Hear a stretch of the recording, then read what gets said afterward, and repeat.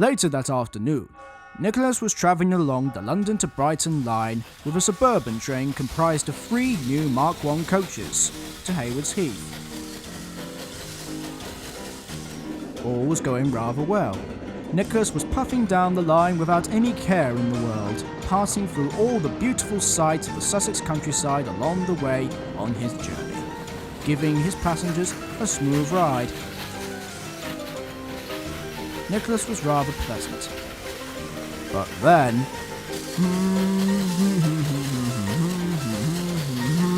Driver Charlie, is that man holding a red flag up the line side?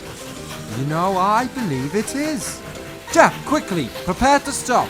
Oh, right, all right. So the driver shut off the valves, applied the vacuum brake, and they came to a gentle stop, a few yards beyond the man.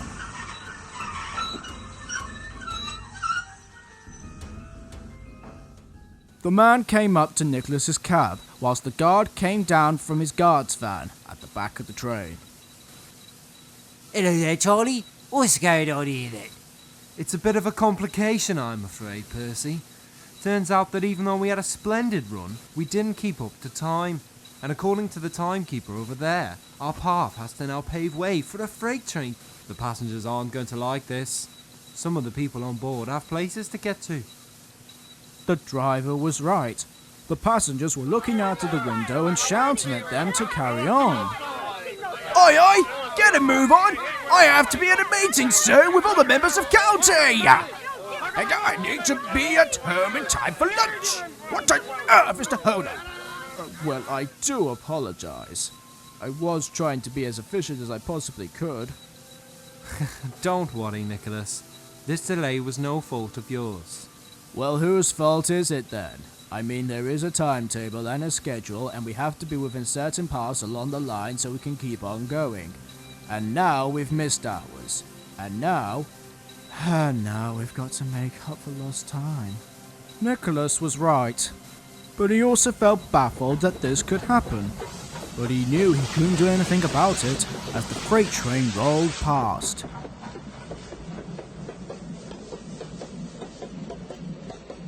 And after it was out of sight, the signalman gave them the right of way, and they continued to make their way to the next station. I really do hope we can make up for lost time. I really do hope so. But unfortunately, the Greyhound was still 4 minutes behind schedule, and so another engine was arranged to take Nicholas's place to make up for that 4 minutes.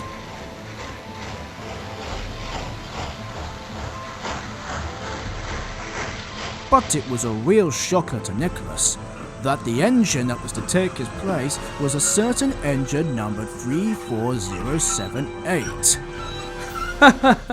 Hello there, old timer. Why, I am surprised. I was wondering if I was wrong and it wasn't about the speed and the thrill, but I'm delighted that that wasn't the case. Take my advice, Nicholas, and change your way of thinking. It's for the benefit of British Railways. Nicholas said nothing and didn't express any sort of rage whatsoever as the rather smug Battle of Britain ran round the platform and back down onto Nicholas's train.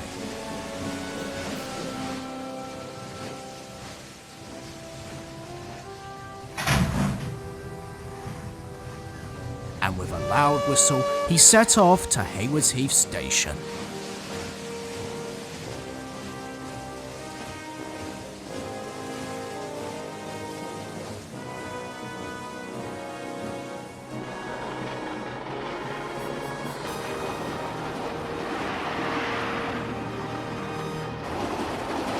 Later in the shed that night, Rafferty was once again witnessing the sight of 2 engines debating and causing a bit of a stir twice in the same day.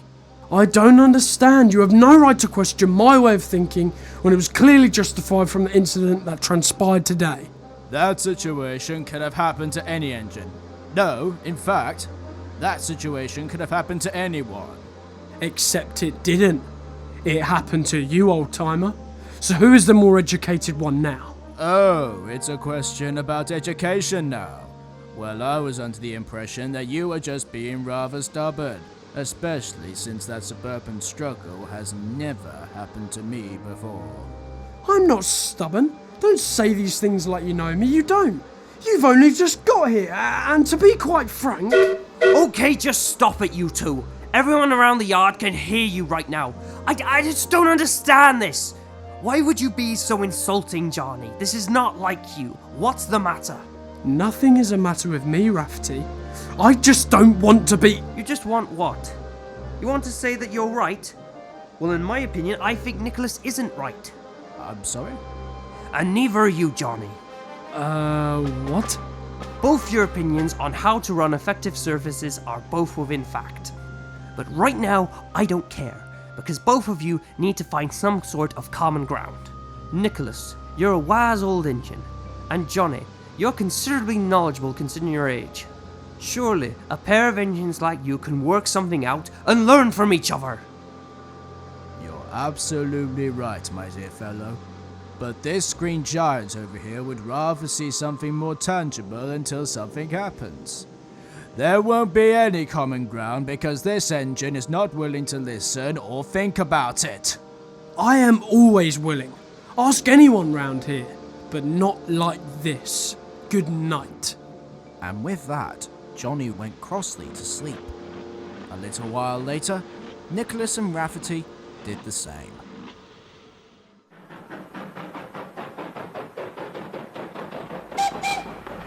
It was a much sunnier day early that morning as Johnny raced through the countryside with his early morning express. The determined engine was giving it his all, trying to not be on time, but early, just to prove to Nicholas that he was wrong. And at the speed he was going, Johnny could have easily succeeded. That was until he felt his train getting heavier and heavier. Guy? Do you hear something? It sounds like screeching sounds. Like metal scratching against metal. You know, I do hear that, and oh my, sweet Brighton, look at that! The fireman went frantic and reached for the driver. There are sparks flying from the carriages. We have got to stop. Sparks? Oh, come on. Johnny was rather curious as he and his crew brought the train to a gentle standstill and went to talk with the guard. Don't worry about this, boys. One of the passengers just pulled the emergency cord, complaining about the train going too fast, causing a disturbance and headache or something. What? Well, that's never happened before. But we can still make it on time, although that stop was rather sharp. Although Johnny only said that to himself.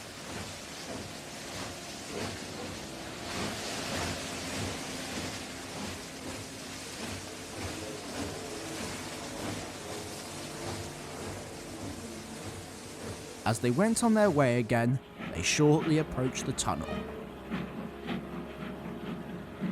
There was a frantic clanking sound underneath Johnny, and the driver brought the train once again to a standstill, a few yards short of the tunnel exit.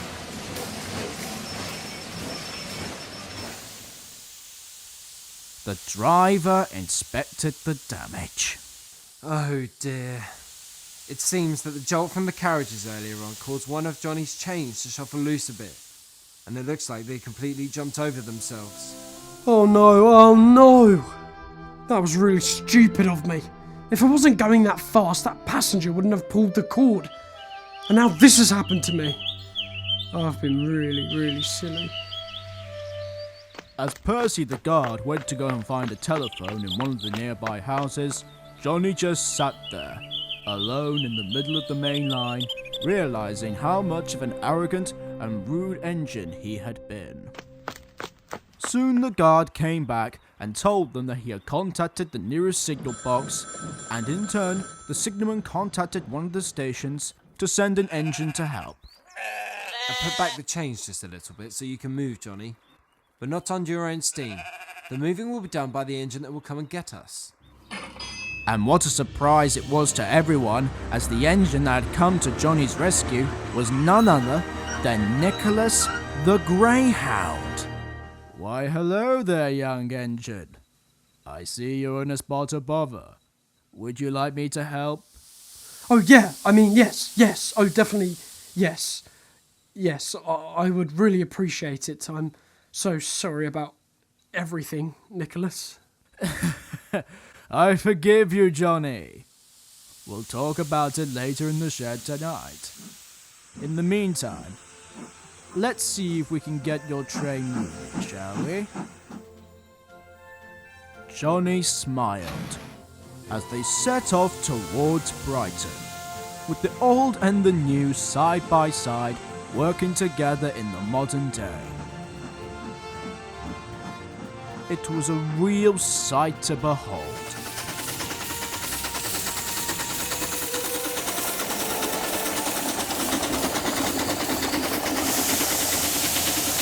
That night, Nicholas lived up to his promise, and the two engines cleared the air and spoke to one another. And by the time Rafferty got back, the two of them were chatting away like old friends. So you see, I'm not a bad engine. Honestly, far from it. I was just worried that you were one of those engines so stuck in their old ways. I had no idea that you had all this wisdom to share. I'm usually not bad at judging character, but with you, I was very stubborn. That's alright, young one. You're just standing up by your beliefs. Trust me, I used to be a lot worse way back when I was your age. Really? Well, you could have fooled me.